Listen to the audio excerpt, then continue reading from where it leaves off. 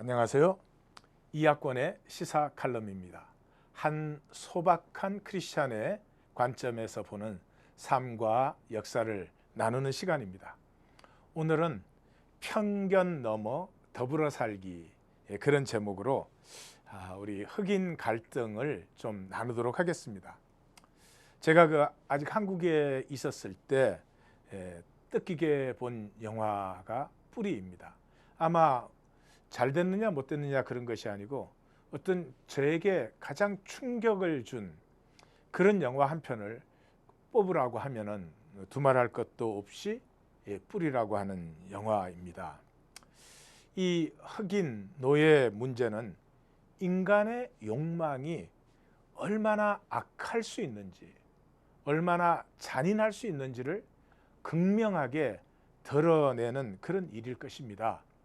어떻게 한 인간이 한 인간에 대해서 좀 잘못할 수도 있고 실수할 수도 있지만 이렇게 지속적으로 제도적으로 그 극악한 일을 할 수 있는가 하는 것은 참 인간의 가능성은 이 긍정적인 면으로도 한이 없지만 또 파괴적인 면으로도 한이 없구나 하는 것을 느끼게 했던 그런 영화입니다.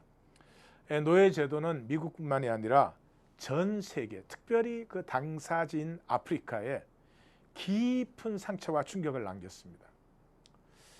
제가 이 시간에 다 말씀드릴 수는 없겠지만 여러 학자들의 그 보고를 본다면 아프리카가 저렇게 일어나지 못하고 자꾸 주저앉게 되는 가장 큰 이유 중에는 환경적인 이유, 그 산업 경제적인 이유도 있지만 무엇보다도 꺾여버린 그 자아상, 노예로 잡혀가고 팔려가고 그 후손으로 색깔 때문에 얼마 전까지 그냥 자동적으로 천대를 받아온 그 아프리카 사람들에게 있는 깊은 그 자화상의 상처, 자신들을 아름답게 볼 수 없는, 검다고 하는 것을 아름답고 떳떳하게 보지 못하는 그것이 아프리카의 가장 핵심적인 문제다라고 하는 말씀들에 저는 전적으로 동의를 합니다.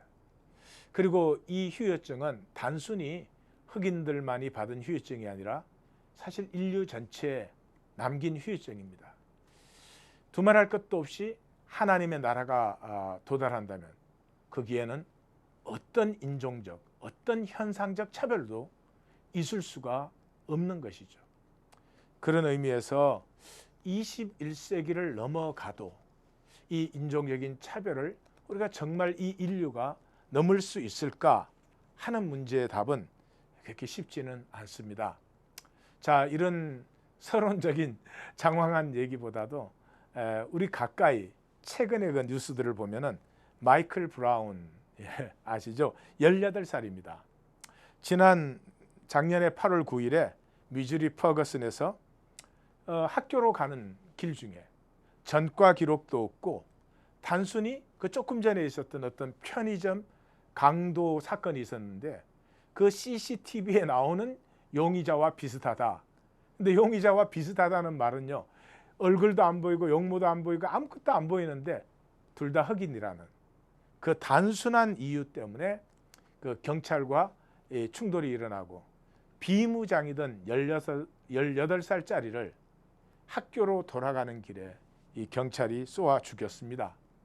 그럼에도 불구하고 그 경찰은 무죄 판결을 받았습니다. 여기에 분노한 흑인 사회 전체가 일어나서 폭동이 일어나서 1000여 명 이상이 시위에 참여하고 전국으로 확산되었고 60명 이상이 체포가 되었습니다.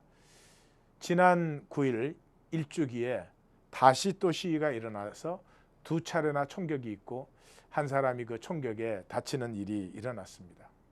또 우리 뉴욕, 뉴저지에서는 가까이 작년 7월 17일에 스테튼 아일랜드에서 에릭 가너라고 하는 43살의 사람인데 낱개비 담배를 팔고 있었습니다. 물론 불법이죠. 불법이지만 그 낱개비 담배를 파는 그 범죄가 뭐 그렇게 위험한 범죄라고 그 사람을 체포하는데 그 목조르기라는 방법을 쓰고 그 에릭 가너가 I can breathe, I can breathe, 내 숨을 쉴 수 없다고 사정을 하는데도 계속 졸라대 가지고 결국은 죽고 말았습니다.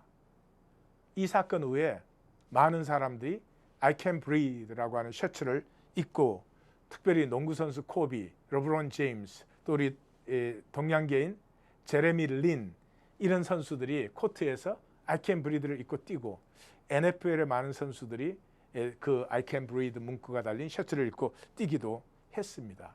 참 이런 일은 안타깝습니다.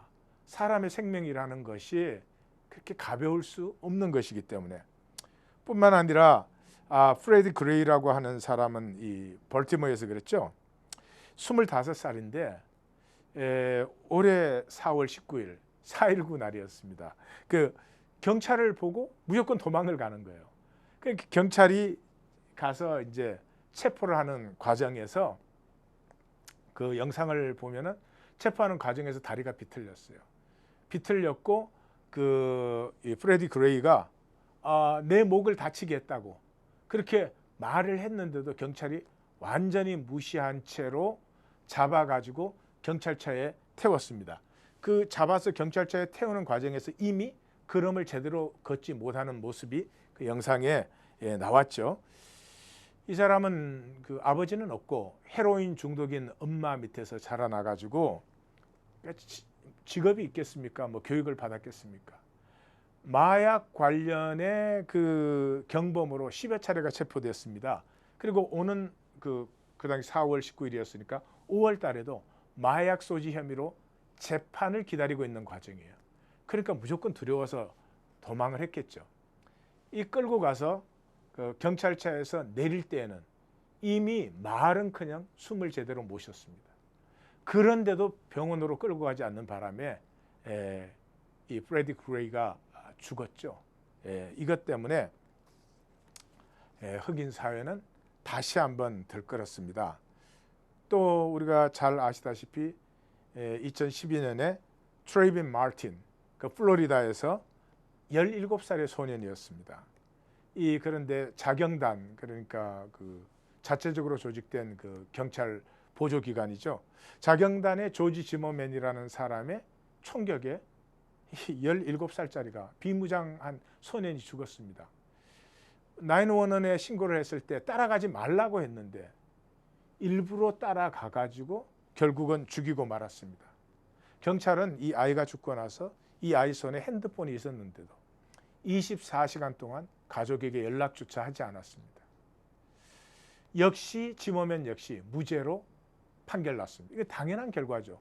왜냐 그러면 검사가 그 사람을 기소해야 되는데 경찰이나 경찰 보조원을 그 기소해가지고 형을 받게 했을 경우에 그 검사는 그 지역 경찰에서 왕따 되지 않겠습니까? 더 이상 검사 노릇 할 수 없습니다. 그러니 그 형을 받도록 기소할 수가 없죠. 그래서 요즘은 뭐 이거는 페더럴 그 어터니가 이제는 그 담당을 해야 된다. 그런 말도 나오기는 나오지만은 글쎄 그런다고 이것이 될 일인가 하는 그런 생각을 해봅니다. 이 흑인의 그 폭동의 역사는 사실은 1965년 8월로 거슬러 올라갑니다. LA 사우스 지역의 와츠라든지 캠프턴이라는 굉장히 빈민 지역입니다. 그 지역에서 사실은 1965년 8월 11일에 난폭 운전과 신호 위반으로 마케트 프레이가 잡혔습니다. 그 프레이가 잡혔는데 경찰이 음주 여부를 확인하기 위해서 끌어내고 하는 과정에서 그 같이 타고 있던 사람과 같이 타고 있던 엄마가 경찰에 좀 거칠게 항의를 했습니다. 경찰들이 거칠게 다루니까. 그래서 거기에 거칠게 항의한다고 백인 경찰들이 그 당사자뿐만 아니라 그 엄마와 동승자까지도 무차별 폭행을 하는 바람에 17일까지 7일간의 폭동이 일어나서 34명이 숨지고 1000여 명 이상이 부상을 당하고 3,500명이 체포되고 그 당시 돈으로 4천만 불 이상의 재산 피해를 남기고 방위군이 14,000명이 투입되는 이런 미국 최초의 엄청난 결과를 낳았던 것입니다. 그 다음번에 유명한 것은 역시 같은 지역이죠. LA 사우스에서 라드니 킹. 예. 이 사람 47살이었는데요. 그 신호 위반으로 잡혀 가지고는 경찰한테 무차별 폭행을 당했습니다. 이것 때문에 흑인들의 마음이 막 더글더글 끓고 있을 때 바로 이어서 1992년에 한국 가게에서 오렌지 주스를 사려고 하던 흑인 여학생이 한국 여주인 두순자 씨의 총에 맞아서 죽었습니다. 그런데 참 안타까운 것은 그 여학생이 오렌지 주스를 잡고 이렇게 카운터에까지 와서 카운터 위에 놓았으면 아무 일이 없었을 텐데 그걸 가방에 집어넣습니다. 자기는 돈을 낼 거니까요. 그래서 그 여학생이 죽었는데 그 손에는 돈이 들려 있었습니다. 페이하려고 하는. 그런데 이 두순자 씨가 그것까지 미처 못 봤죠. 그 하도 도둑질을 당하니까, 그러니까 오렌지 주스를 이 가방에 넣는 순간에 도둑이라고 단정을 했습니다. 그래서 뭐라고 하니까 이 여학생은 이 동양인에게까지 의심받고 멸시받는 게 가당찮으니까 거기에 대해서 심각하게 대꾸를 안 했습니다. 이것이 그냥 갈등이 되는 바람에 치고받고 하다가 보니 두순자 씨가 총으로 쏴 죽었습니다. 뭐 본인은 아니었겠죠. 그런데 이 두순자 씨의 재판이 어떻게 됐습니까? 집행유예가 됐습니다. 흑인들은 이제 더 이상 참을 수가 없게 되어 가지고 이것이 4월 29일에서 5월 4일까지 일어난 LA 폭동이 되었죠. 재산 피해가 10억 불이 넘었는데 5명이 사망하고 수천 명이 부상을 당하고 한인 피해만 3억 5천만 달러예요. 이 사건 이후에 많은 LA의 우리 한인 교포들이 다른 지역으로 옮기기 시작했죠. 그런데 그때 우리를 더욱더 분노케 했던 것은 경찰들이 베벌리 힐즈라든지 헐리우드, 거기는 폭동하고 쭉 떨어진 거리에 그 길을 지키고 있고 부자들은 지켜주고 있고 그 약탈당하는 이 거리에는 그냥 방치를 해둔 것에 대해서 우리가 엄청나게 그 분노를 느꼈습니다. 자, 다 아시는 그런 이런 얘기를 하는 것은 우리 한인들이 사실은 어떤 민족보다 편견이 심한 민족이라는 것입니다. 이런 말씀을 드려서 죄송은 하지만 그러나 우리도 이제 스스로 성찰할 것은 성찰하자. 우리는 그냥 편견이 아니라 학연, 지연까지 덜먹여서 우리는 편견을 합니다. 뭐 혈연은 두말할 것도 없고요. 이제 한참 되었으니까 옛날 얘기입니다만은 제가 미국에 와서 얼마 안 되었을 때, 80년대 아주 초반입니다. 어떤 분이 이렇게 학교 얘기를 하다 대학을 그 소위 말하는 인류대가 아닌 데를 나왔어요.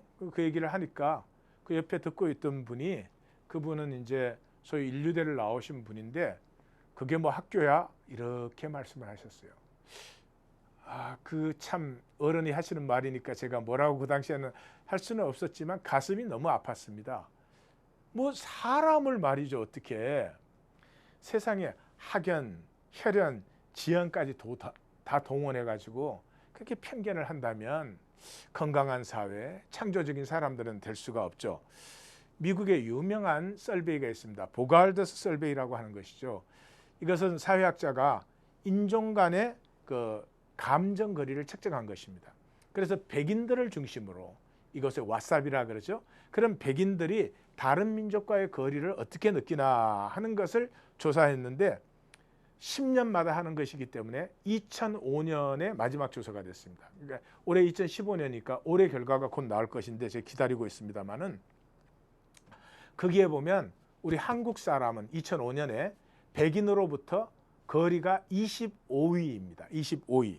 이것은 필리핀이 16위, 중국 사람이 17위인 거에 비하면 훨씬 한국 사람을 더 멀리 느끼는 것입니다.